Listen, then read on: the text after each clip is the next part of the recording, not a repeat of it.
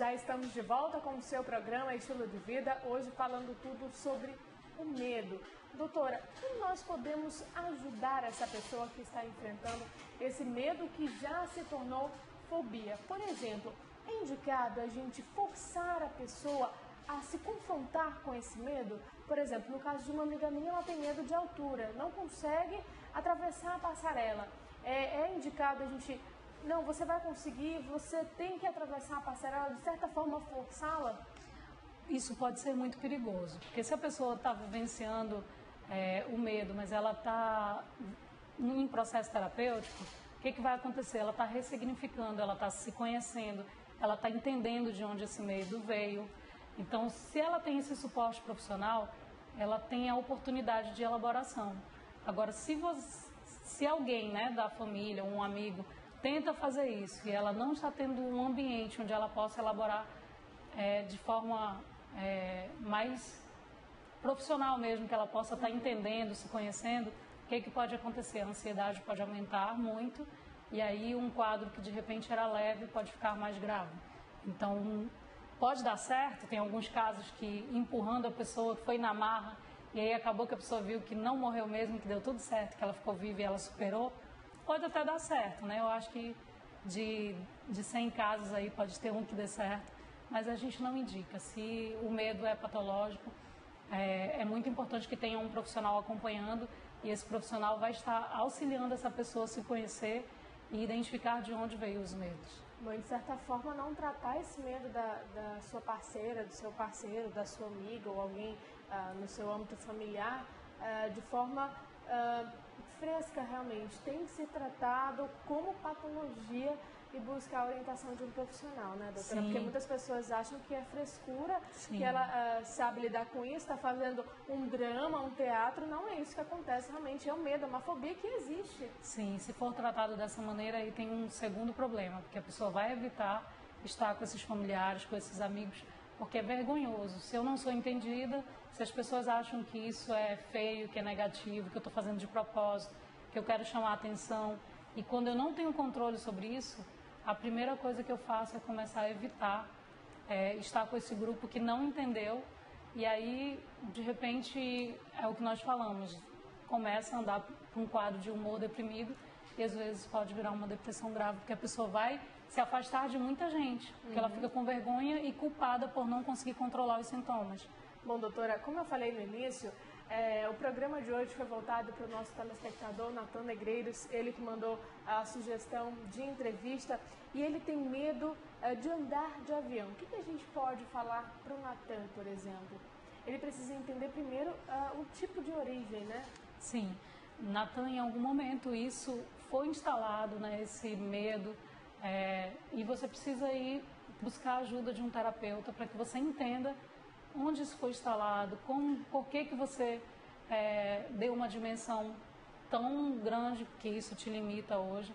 Então, a partir do momento que você se conhecer, que você entender de onde vem tudo isso, você vai se fortalecendo, você vai conseguir superar o medo de andar de avião. Então, é muito importante que cada indivíduo tem uma história isolada, então não é que todo mundo que tem medo de avião tem a mesma história, tem medo de avião pelo mesmo motivo. Cada uma pessoa tem uma história específica e essa história faz com que ela tenha desenvolvido esse medo. Então você precisa de um profissional para te auxiliar nesse processo de autoconhecimento, para que você se reestruture emocionalmente, para que você se conheça melhor e aí você se liberte desse medo.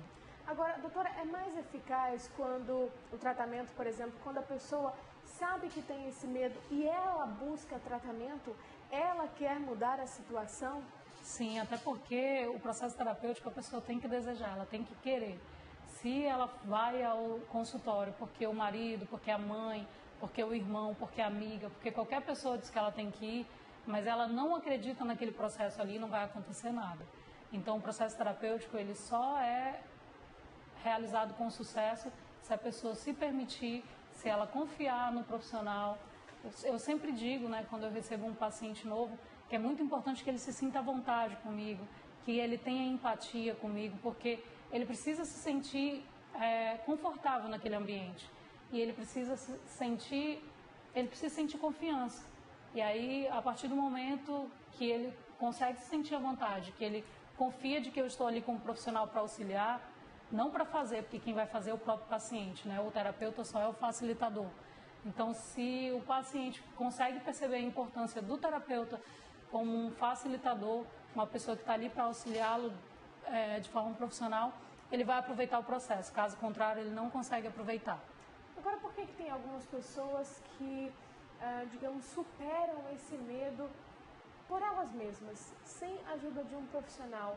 O querer dela é tão forte que ela consegue, digamos, quebrar todas as barreiras e seguir em frente, fazer todas as suas atividades. É possível, porque o que é o processo terapêutico? É você se conhecer, você vai buscar entender e elaborar as suas limitações, os seus potenciais. Não é só para entender problemas, não. Às vezes a gente busca um profissional de psicologia também para fortalecer o talento, as competências.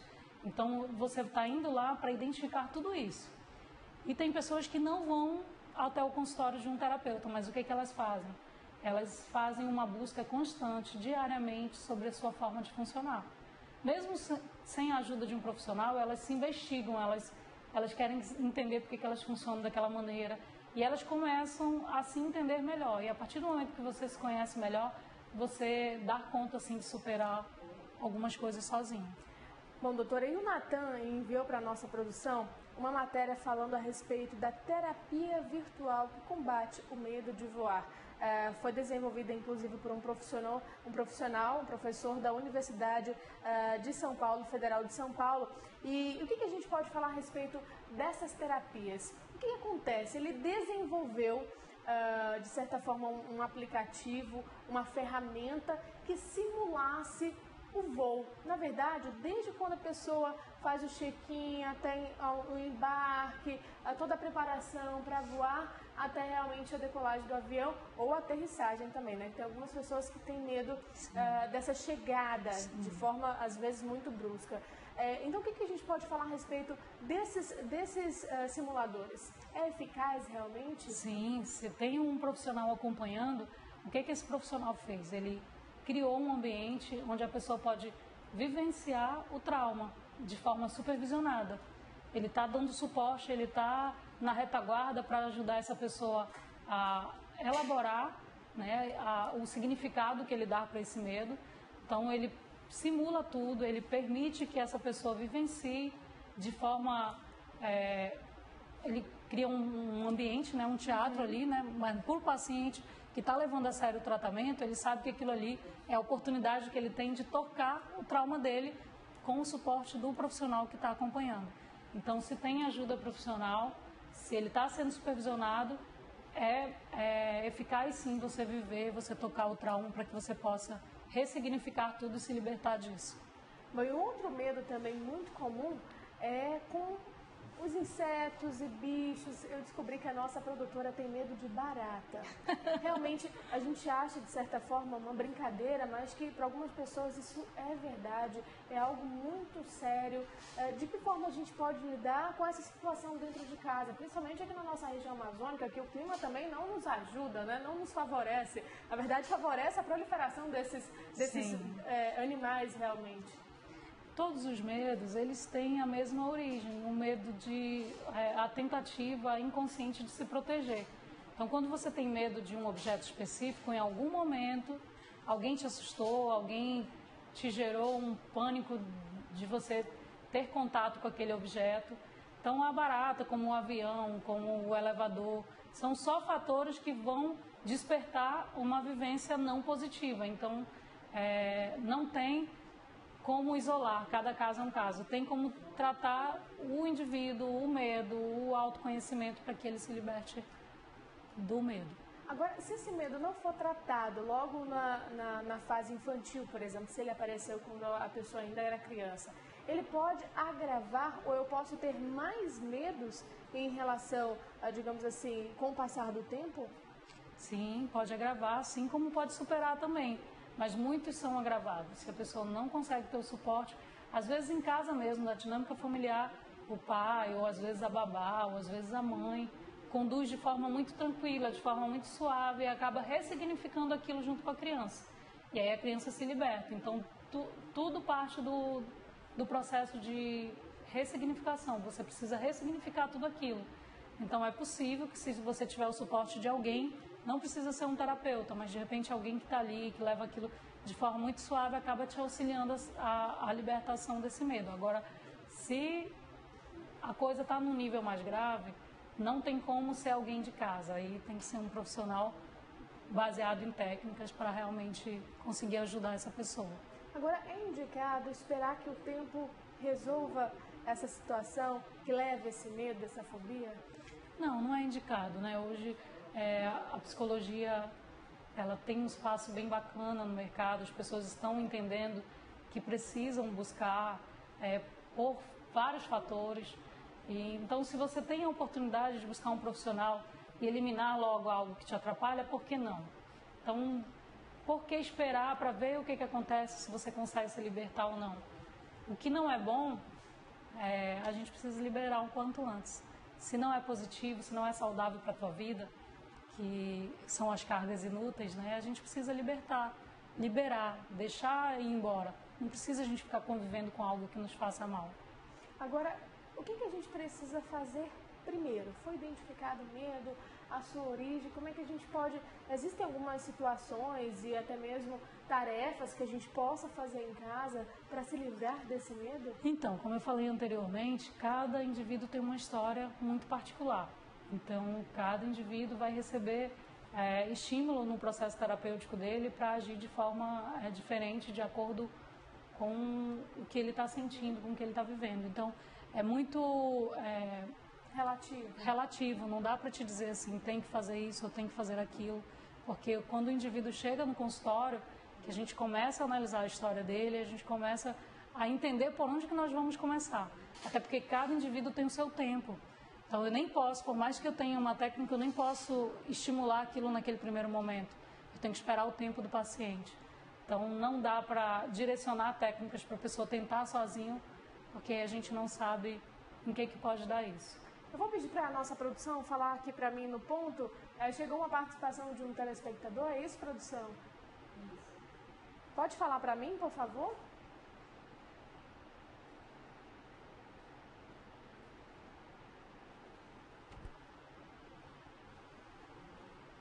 Aham.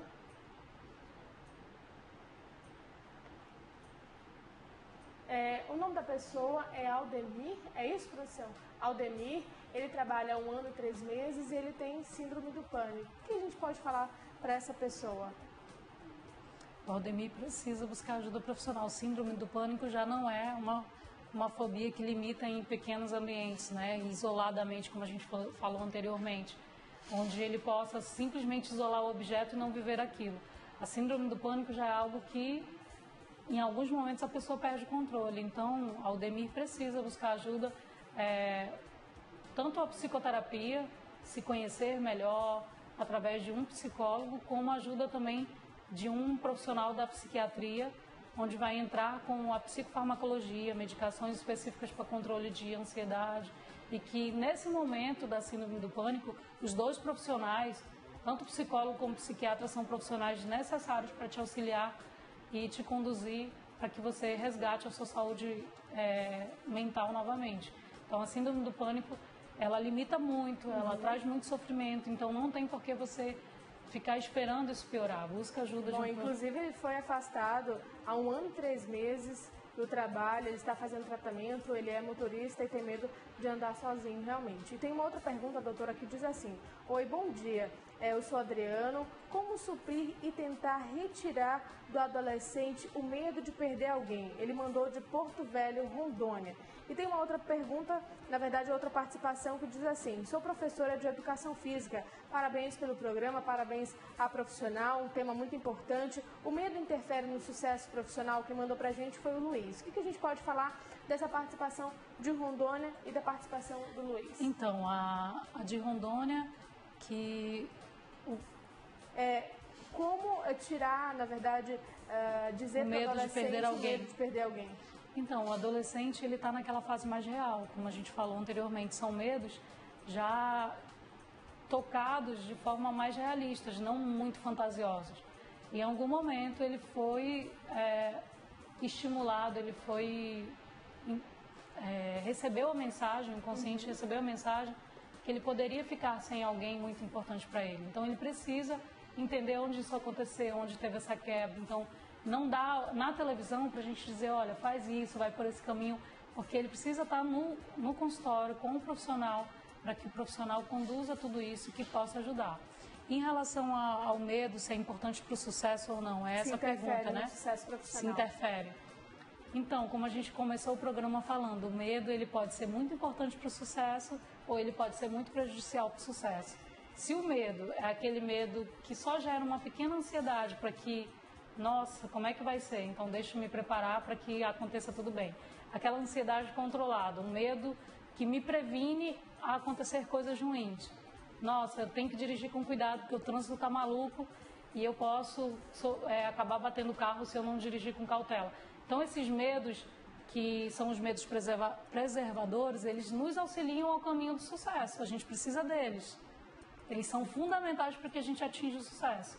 Já os medos que atrapalham o sucesso são os medos patológicos, esses que a gente falou, que podem ser caracterizados por ansiedades em níveis mais altos, né? Ansiedade generalizada, objetos fóbicos, síndrome do pânico. Então, esses medos, eles vão, com certeza, mesmo que a pessoa seja muito talentosa, eles vão bloquear esse caminho para o sucesso. E aí, nesse caso, eles não são bem-vindos, né, nessa trajetória, são prejudiciais. Doutora, muito obrigada pela sua participação aqui no programa Estilo de Vida. Gostei muito e volte sempre. Obrigada. E para você de casa, não saia daí porque nós vamos para um breve intervalo, mas daqui a pouquinho a gente volta. Até lá!